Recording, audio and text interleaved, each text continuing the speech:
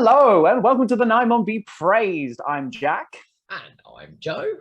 And I'm going to sit down because I'm currently walking around my room like I'm live streaming, like a sale in my house. We're in an episode of Jack's Blair Witch Project. My God, there's a ghostly ghoul. Quick, get out of there. That's right. We need to contact, what's it, Jessica Rain? she'll sort it out. Right. Oh my God, can you hear that? It's bizarre. Doctor! Yeah. How are you, Joe?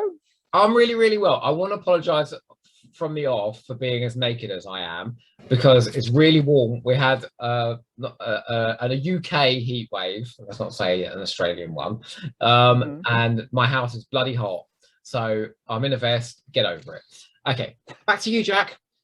I am nowhere near as scorching. We are just in the first few days of spring at the moment. You are scorching. You are scorching, aren't mate? Yes. Sorry. Oh, sorry. The flowers are blooming. It's starting to get a little bit warmer. We're getting slightly long. You know, the dark is in retreat.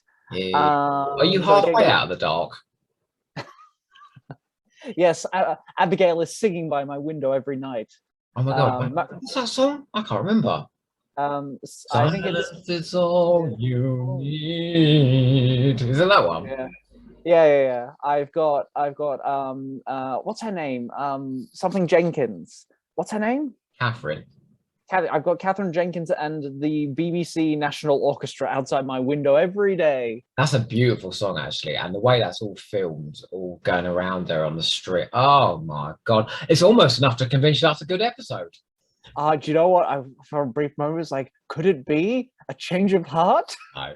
He really is halfway out the dark. I've got to confess something to you, actually. So, yeah, what's that? I've done an Ascension of the Cybermen, Timeless Children commentary, yeah? Mm-hmm. And I declared Timeless Children a truly terrible episode of television on it. Ooh, that is but let me get, wait, did you say it was a good episode of Doctor Who? I did! I knew it. I knew there was a little cheat in here somewhere. Literally every piss poor decision you can make. Too much exposition, not enough action, a terrible sequence at an end with someone self-sacrificing themselves. You know, everything. Like the most dramatic thing that happens in that. Oh, Jack, you vanished. Oh no, I'm there we go. Oh, please continue. The most dramatic thing that happened was the Jejune coming in the TARDIS at the end. I was like, oh my God, you know. Wow, what a great episode that will be. Yeah. No, it's really good because I'm getting a massive row with somebody about all that exposition in the middle. And he seems that, well, it was Fraser, you know, Fraser that came on and did the Dominators. Yeah. And he seems to think that it's all right that the Doctor's banged up and literally lectured for half an hour, like a PowerPoint presentation. And I was like, well, no. Show, don't tell. That is one of the basic rules of drama. But no, he weren't having it. Wow, but you like this story. I find it weird that you're the one who's going, wait, no, that doesn't work. Well, do you know, I think it is very ambitious. I don't know if it completely succeeds, but it's very ambitious. Jack, what are we talking about today? Damn it, you know, I thought I was gonna do that segue. I was like, he's setting me up, and then you snapped it away from me. We are here, instead of spending presumably 3 more hours talking about the Timeless Children, we are in fact here to spend 3 hours talking about Series 7B. What's that I can hear in the ether? Can you hear that? Is it the sound of now, my warrior? I thought it was gonna be. Is that the sound of a brand new intro that didn't need to be made? I would really like to ask you a question straight off the bat, if I may. Did you notice a difference between 7A and 7B? I mean, yes. I mean, there is a substantial change. But I feel like you're getting at something a bit more specific here. In terms of quality, I was talking about. I see. There we go. There's the chestnut. Chestnut. There's the kicker. Yes, I would say so. I think I think Series 7B is more, for me personally, more interesting, but it veers off in a lot more directions. And whereas Series 7A is a lot, on the whole, is a lot steadier and a lot less, and is a lot less ambitious, but it is a lot more consistent in tone. It's a lot more consistent in quality and character. It's a lot more assured, I think. I think season 7A knows it's pretty good, whereas season 7B, I don't know if anyone even knew what they were doing in season 7B. Well, I mean, we'll get into that as we talk about each episode. Each at a time. I know you've got a couple here that you quite like. Yeah, I am fond. I feel like I can hear you like putting ammunition in a gun as I start going through. These are the ones I like. Oh, the scope's trained on him. I am fond of Bells. I am fond of Bells St. John. Oh, the dog's gonna kill me any minute now. I was very pleasantly surprised by Hyde. Even although the reasons why I like it are different probably from the ones it intended. I have a fondness for at most maybe half of the Crimson Horror, and I really quite like the Name of the Doctor. And then everything in between is a little bit more. A little bit more. Are you kidding me? Well, on my blog, I think I rated the episodes Bells St. John a 5, Rings of Akaten a 7, Cold War a 5, Hyde an 8, Journey to Center of TARDIS a 3, Crimson Horror a 7, Nightmare in Silver a 2, and The Name of the Doctor a 6. I would still rate The Rings of Akaten a 7. Pretty much every other episode will probably lose a point or two rewatching. Wow, that is. I think it is consistently the worst run of episodes in the new series. Do you think it does certainly feel like, you know, Matt Smith in Nightmare in Silver is driving the car when he only has control of one hand, and he's got both hands on the steering wheel, and someone, no, let's turn this way, no, let's turn that way. I feel like there's an entire podcast in Nightmare. There's so much to unpick in that episode. See, this is what I've been feeling about these podcasts where we just barrel through all these episodes, and I'm just kind of like, does this mean we can never talk about these episodes ever again? No, not at all. And we can expand on them as well, because I think something like Bells St. John and things like that is worth picking apart extensively. But you know, we're doing little vignettes for the purposes of this, and the overall piece is going to be about 6 hours long, so we can't say we're scrimped on series 7. Yeah. Snapshots, long snapshots. Exactly. That sounds weird. Oh, can I say something hugely amusing as well before we go in? If I don't laugh, you're sacked. Okay, you're a little bit blurry. You near your mic. Your sound. Is that better? A little bit. Is it on? It should be. Yeah, that's a lot better. That's a lot better.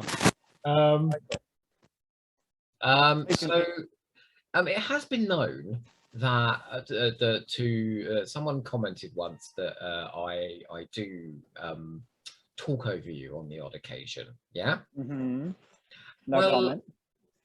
Yeah. No, you're still quite quiet again now. Yeah, there we go. And so musingly, when I put this out on YouTube last week, the Zoom recording prioritized one mic.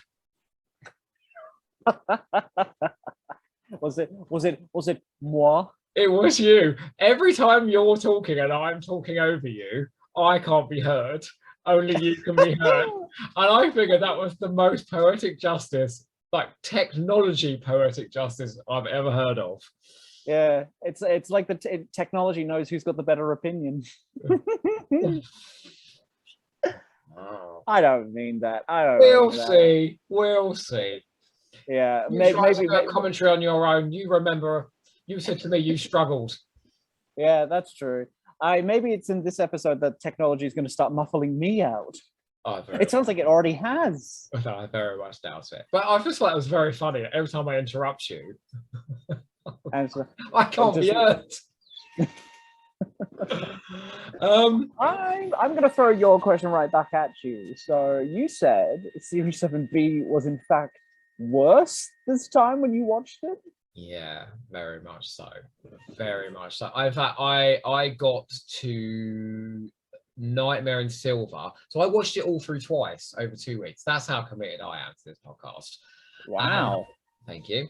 And then I got to Nightmare in Silver, and I got to the bit where Angie's at the door going, I'm bored.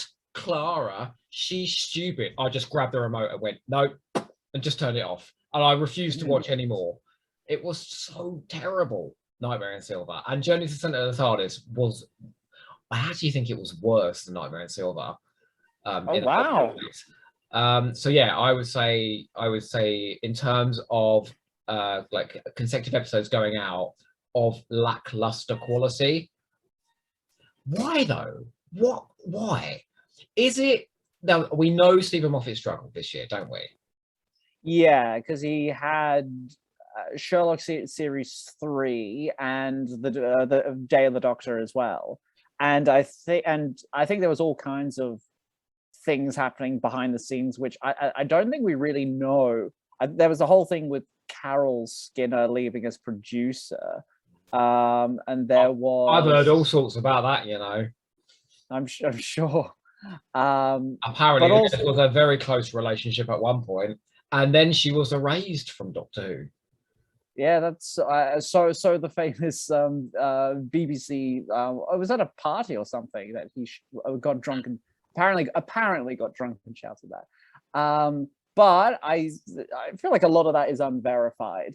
But certainly, I remember hearing that earlier drafts of the stories had Victorian Clara as the companion, and then it was decided that wasn't working, and they basically went back and did a redo on the companion.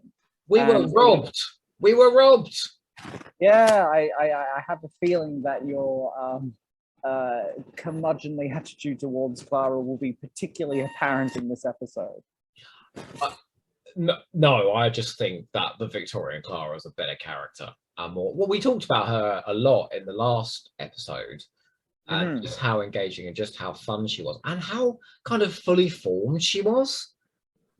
We get half a season with the new Clara here. I don't have a fucking clue who she is by the end of it. I just don't. All I know is she's a high concept idea, but that's about it. Well, and she was, I don't know, what, a leaf blew down and gave birth to her or something like that. I don't know quite what occurred there. Yeah, and that leaf did somehow, that leaf was in the name of the Doctor as well. So maybe that was an incarnation of Clara scattered along his downstream. The most important leaf in human history. Well, speaking of high concepts, shall we segue into the Bells of St. John? Let's do that. I have a feeling this is where you and I will disagree the most. Okay. I'm a little nervous. Who wants to start? I'll let you start. No, you go first. Go on, because I think you're going to be more positive than me. So the Bells of St. John is a story I have had a real soft spot for. And, I'm quite aware that it's a story that is made out of components that we've seen before. So the plot is, basically a bit of a retread of the Idiot's Lantern in some respects. And I can't remember other bits and bobs off the top of my head, but there's not a lot of new surprises in terms of the sci-fi. There's not and the plotting. But I have always really enjoyed the script. I think the dialogue is incredibly fun and funny in a way that sometimes when Stephen Moffat is trying to be a bit too funny and a bit too clever, it becomes a bit of it announces itself and it becomes a bit overbearing. Whereas here, I think this is a genuinely funny script and a very fun script without ever feeling too try hard. And I think it has a real breezy confidence to it. It's filled with big. You think Yeah, you think this episode has confidence? I think so. I think You're going to hit you with a question for each episode, and my question for the Bells of St. John was going to be, why has Doctor Who lost its confidence? I don't think it has. Not in this story, I don't think, or at least not in terms of how it segues between the big action set pieces it's clearly going for. Because the thing I remember that this story trying in interviews, Moffat was kind of saying he wanted this to be Doctor Who does Skyfall, and obviously it doesn't quite achieve that. Doesn't quite achieve that. Okay, I'm sorry. But I think it has like some of its big set pieces really do hold up. Like the plane scene in particular, I think is really good. Sorry to interrupt you. The plane scene, if you took that out of the Bells of St. John, it is like one of those perfect Doctor Who scenes. And it's a terrific set piece on its own. And I was having to introduce an old friend to the concept of Doctor Who. And I was like, how the hell do I introduce them to the concept of the TARDIS? Like, they were asking questions about Doctor Who, but they knew nothing at all. They weren't English. So they knew nothing about the core concepts of the show. So I sent them the YouTube clip of Clara on the street and then going into the TARDIS in that one big take with the cup and then going onto the plane and then them landing the plane. And I said, this is what it does. It gets like, it's literally bigger on the inside than the out. Because he does it. He basically explains the TARDIS while they're waltzing around it. And then it takes you straight into the plane. So you're on the street and then you're on the plane. So it gives you a good idea that it moves in space, blah, blah. And on the back of that person watched series 1 of the new series just after seeing that one clip. Wow. And I think you can quite rightly scratch at some of the other scenes, like the one of the other big action set pieces that come to mind is the bike going up the shard scene, which doesn't come across nearly as well, but as far as its major set piece with the plane goes, that one comes across beautifully and really holds up. I mean, you can kind of see where they do the cut now. It's just before they go out of the door again, isn't it? Yeah, it's when Matt Smith kind of twists Clara around. It's the one bit where he's in front of the camera, like the whole camera is covered up by him, and that's when they take the cut there. I mean, but it's still like masterfully directed. That. Yeah, and it's a nice bit, and it's also I think one of the things you see in the Moffat era, which is quite fun, is that he finds fun ways of doing the TARDIS, introducing the TARDIS scene. So you have hang on, the one. Hang on, though. She calls it a snog box in this, and I wanted to rip her face off when she did that. I think once you get past that, though, you have you're doing the whole bigger on the inside sort of thing, whilst they're in the middle of an action adventure. So there's no time to. So it's when the Doctor kind of goes, it's a short hop. We don't have time to explain this. That you just have to see it, and that's great. So I would say in Rose, that's in the middle of an action set piece where she's introduced to the TARDIS. And I would say that is a better scene as well, because I just love the when she goes in, it comes right up on her face, so we don't see what she's seeing, and then she slams the door shut. We see her going around it. It's kind of just as fun, but it's got more energy, more pizzazz. It feels more fun, and that's what I'm talking about with this episode. Is that. No, I'm going to let you finish. I'll go back to this. Go on. Okay. Well, I was just going to very quickly say, that I think it's a very dynamic introduction to the TARDIS, and I think Moffat does that a lot with his introductions. Like Amy gets a really subdued one. Victorian Clara obviously gets it's smaller on the outside, which is gorgeous. You get it reintroduced to her again here in Bells of St. John, and then you get in the pilot, you get kind of Bill's kind of staggered kind of, this is a knock through, this is a kitchen, this is a lift, doctor, it's big. And the joke there is that it's kind of on the opposite end of the spectrum for because in Bells St. John it's all hyper condensed, whereas the joke in the pilot is that it's dragged out for so long. But yeah, with the rest of the pilot, with the rest of the Bells of St. John, I think Miss Kislet is a really fun villain who gets some really fun lines. I actually quite like Clara's introduction in the story. I can see Joe is pulling a face like he's sucking a lemon. So I like Clara a lot in this story. I think she gets a fun introduction. Yeah, and I don't know. I just really like it. Anyway, I've spoken enough. Joe, kill me. I'm not going to kill you. I think I enjoyed this more when I first watched it, and I thought it was average then.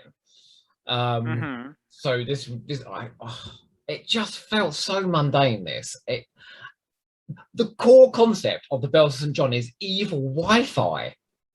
Like, that is the most staggeringly fun idea I could imagine. And I could imagine someone like Russell T Davies taking hold of this and making it like the fucking clappers. It would work a treat. It would be really funny. It would be outrageously camp. There'd be crazy stuff happening. It would be like, people using fat pills in Partners in Crime. It would be like, what other crazy shit did he do? It would be like the way you use technology in Years and Years with the sex robots and things like that. It would be outrageously fun. What do we get in this? Oh, people with spoon heads where the head turns round. That's so boring. And I do kind of agree. I think the Wi-Fi threat, I think it's around this because I think beforehand Moffat obviously was quite well known for making kind of conceptual monsters and monsters based around rules, but a lot of he also for a time was he had a Black Mirror quality with the way he portrayed technology. The obvious example is with the whole world in Silence in the Library. That's still scary to this day. Whereas by the time you get to the Bells of St. John, it all feels a little worn out. You click on the Wi-Fi symbol, and then your face is put into a screen, and you're downloaded into a spoonhead. Or I didn't even really understand what was going on. See, the thing I see when you were talking about that, the thing I couldn't get over is like, why is Clara just clicking on this random Wi-Fi thing? Why doesn't she just? Anyway, but what I was trying to say was, sorry, she phones up the person, right? The internet people, and she goes, "Why haven't I got the internet?" Like, if I was a person taking those calls and someone phoned me up with a fucking stupid question like that, I'll be like, I'm sorry. So please continue. I think what I was really going to say is that I think this story looks, the whole idea of evil Wi-Fi and this episode's conception of evil Wi-Fi does look a little dated in 2021 when we've had all these kind of 5G conspiracy theories, and the idea that you're just kind of downloaded into the Wi-Fi feels its age. But okay, the idea of doing reality TV shows on Satellite 5 in Bad Wolf looks insanely dated now, but it's still an incredibly fun idea. It's still incredibly fun to watch. What's fun about this? As in the Wi-Fi stuff. Yeah, it's just I do think the teaser is quite fun when you pan out and you see all those people trapped. Yeah, but that's the point though. It's enticingly good. And then nothing's done with it after that. We're far more invested in Clara and the mystery of Clara than the story itself, and that's fine. But don't promise me the moon and then deliver Grimsby. You know, like, oh, sorry, people of Grimsby. As in the McDonald's character? No, it's a place in England. Oh, okay, cool. Not known for being a tourist destination spot. I see. Totally. Jack, Well, that's half an hour there, so I will. You're literally crystal clear now. okay, so we have fixed it now. Yes. Wow, this has been this. And you have like a fabulous light on you as well for the video recording. I'm not looking at my face at the moment. It's kind of like a suffuse glow around you. Oh, good. Well, that's nice. Whereas I just look like a ghost. I'm so white at the moment. Yeah, maybe you need a bit of mood lighting. I got much. I'm just gonna get my glass of water. Okay, no worries.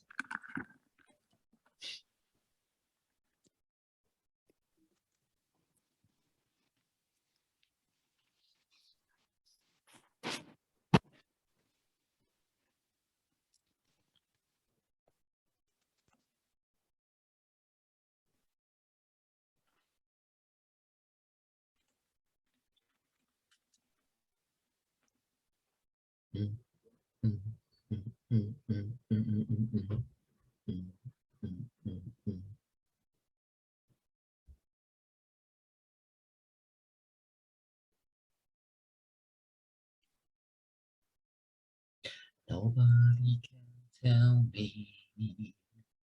Na, na, na, na. What are you doing? Can you hear me?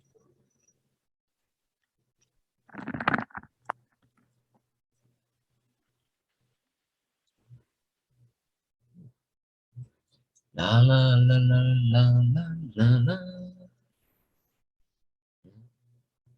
Some people wanna da da da da da da da da da da na na na na na na. Beep beep beep beep beep beep beep beep beep beep beep beep beep da da da da da na na na na na na na. I'm so happy and you're so down. You probably missed that. What's that?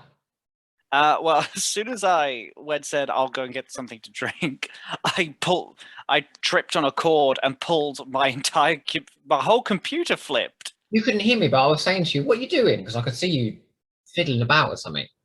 Yeah, well, my mic went flying. The whole computer crashed on the floor. I'm surprised you didn't hear or see anything.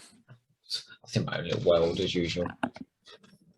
Okay, you ready for me to? Yeah, go for it. I want to address something else you said. Mm-hmm. 5, 4, 3, 2, 1.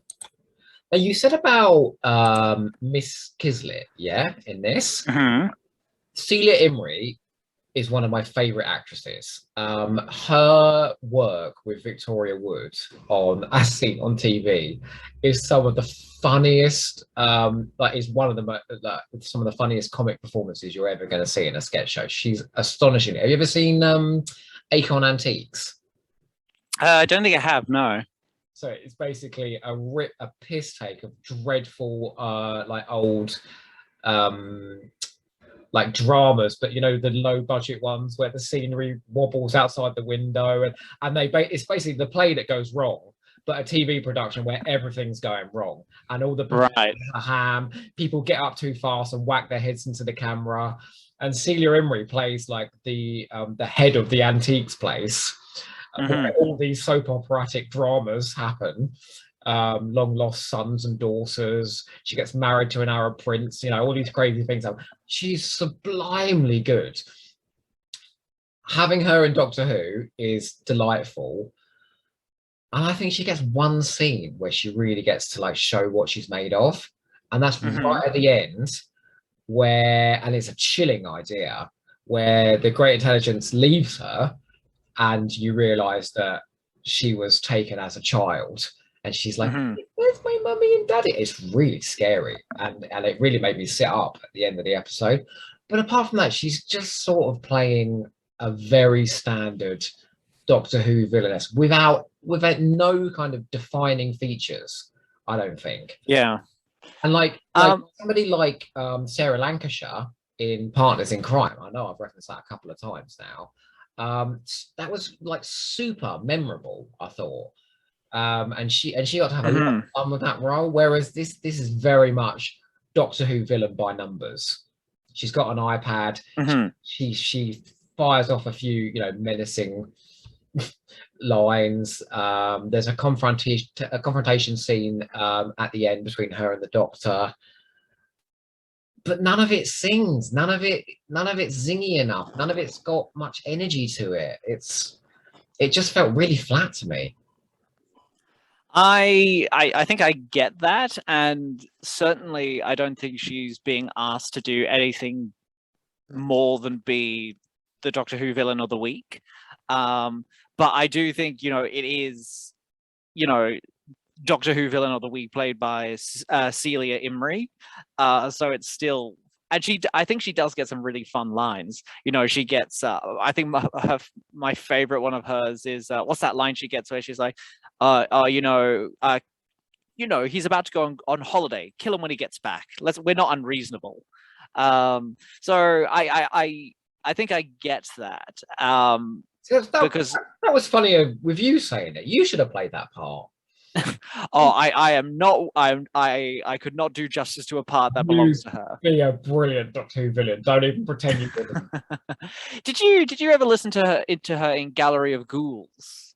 I did, yeah, I did. Yeah, she was. It wasn't the best story, was it? But she was really good. Yeah, she got to do a very big comedy accent, I seem to recall. But no, I take your point, but I think she brings the stuff that's needed definitely towards the end, as you sort of say. When she has a little showdown with Matt Smith, and I think there's a lot of fun with her kind of like hacking into people. But yeah, I kind of take your point in that it's a little bit of a waste. You'd lose that twist at the end, but I almost would like her to have played it as the child, because that would have been really discordant and really sinister. And you have no idea why this adult is playing a scene like a child. But I reckon Celia Imrie is a strong enough actress that she could have pulled that off. Oh, as in you completely cut out the great intelligence. No. That the great intelligence is in her, but obviously you went into her as a child. She's matured as a person, but her mind. Oh, I Child. So see. she's Yeah. role like it'd be really weird and scary and quirky. But I don't know. She could. Celia Imrie's good enough. She could make that work. I think one of the things I noticed watching this so close to the Snowmen is that in the Snowmen, when the Great Intelligence relinquishes control of Simeon, it reduces him to a child. Back to when he first heard the Snowman, and it's done here as well with Miss Kislet. But it's the line she gets about like, "Where's Mummy and Daddy?" They said they'd only be gone for 5 minutes. You're like, ooh. You had to mention Richard E. Grant, didn't you? You give me more ammo. Yeah, you know what? Anyway, why don't we talk about Clara Oswald? Who the hell is she? Like, what on earth do we learn about her? Martha Jones, I knew she was in 5 minutes. I knew who all her family was. I knew all their dynamics in the pre-title sequence of Smith and Jones, or the just after title sequence of Smith and Jones. Donna Noble, by the end of Runaway Bride, I absolutely knew who that character was, inside out and back to front. Who the hell is Clara Oswald? Well, I think she is very much introduced as the same as a variation of the Victorian counterpart specifically. I think only her her job, but not her character.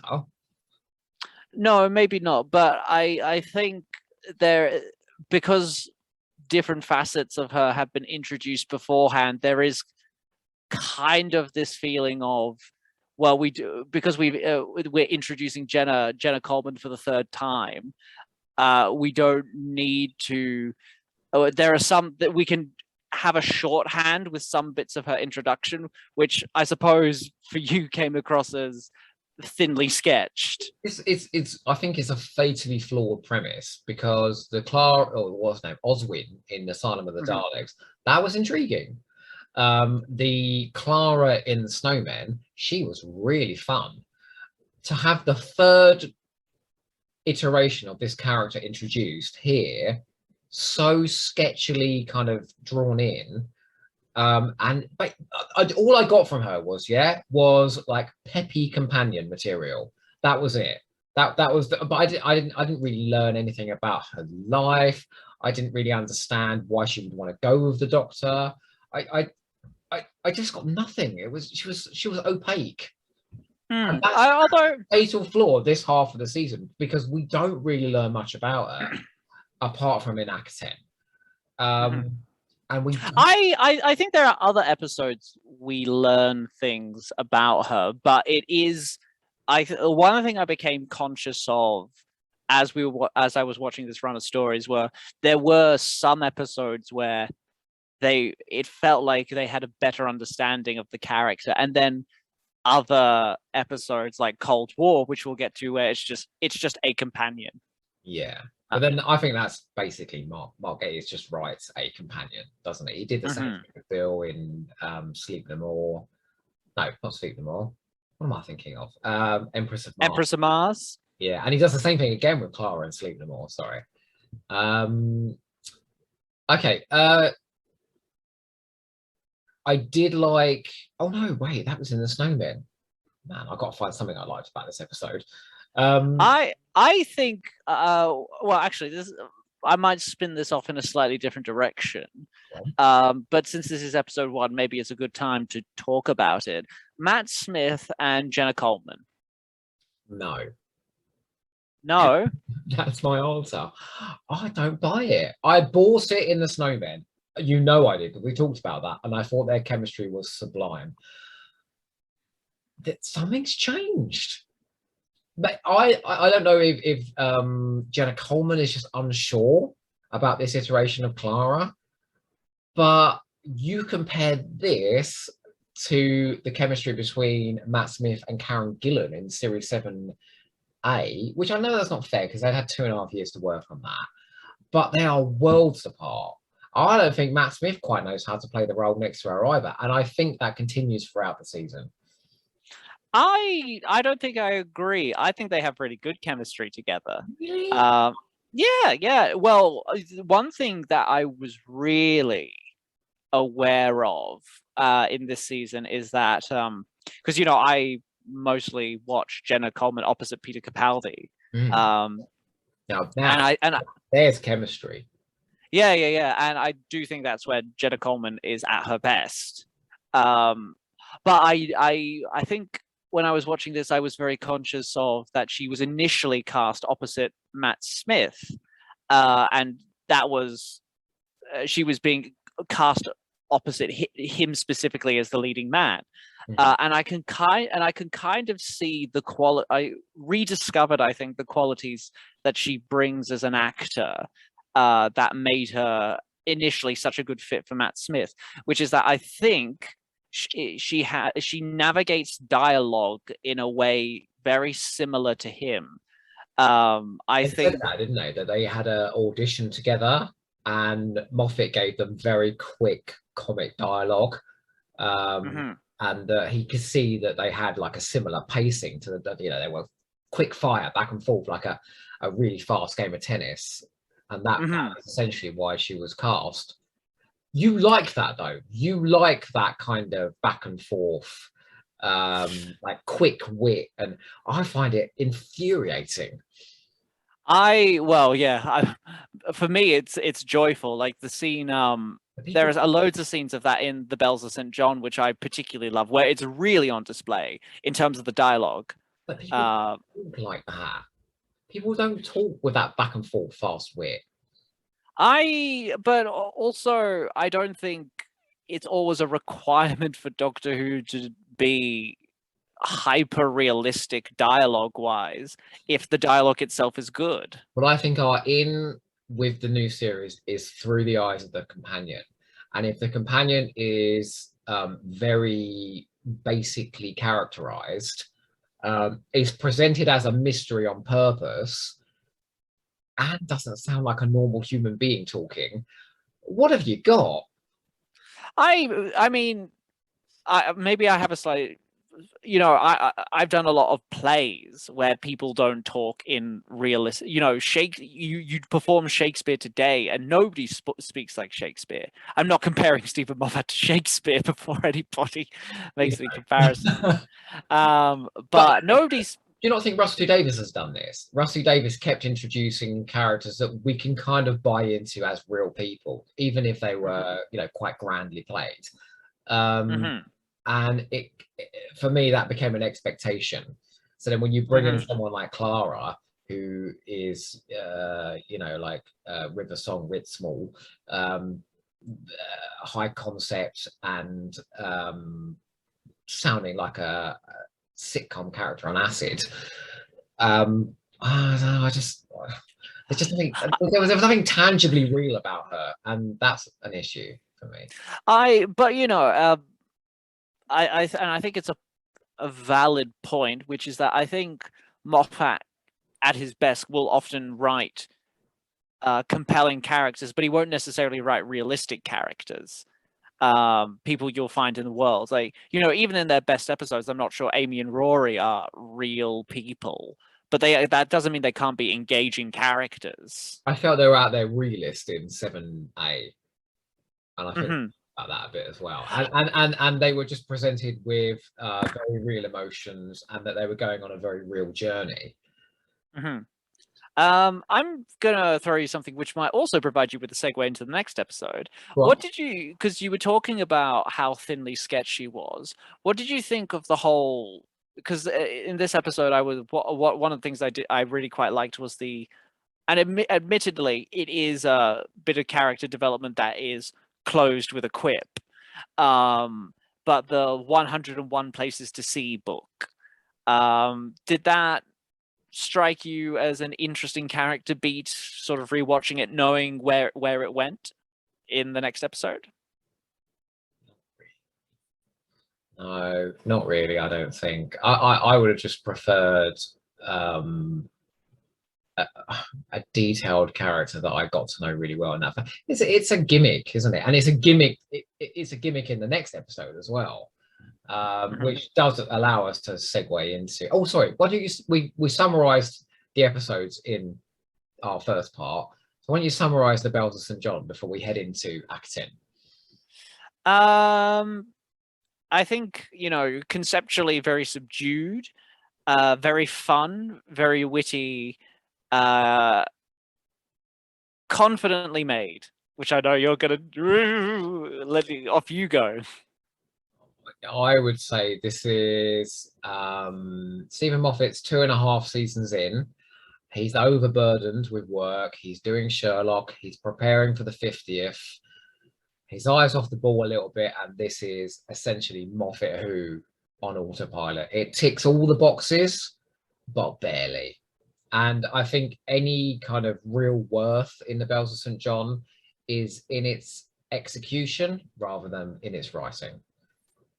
Like the plane scene.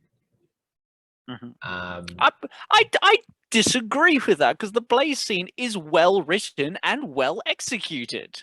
I mean, pretty much, like, the concept is really good, but then, like, that isn't really, again, it is just a fun segment. They're not really part of the episode as a whole, is it? It's what impact does that have on the episode as a whole? Well, it's a threat. That's true, and you know, other than that, it's just those silly spoonheads. Oh, very quickly, there was that really fun scene in the cafe where Miss Kislet was talking out of the mouths of several people. I quite like that bit. I thought that was a fun idea. We got there in the end. Well, it could have been like, I would have done that across the episode, and it would have been really, really fun.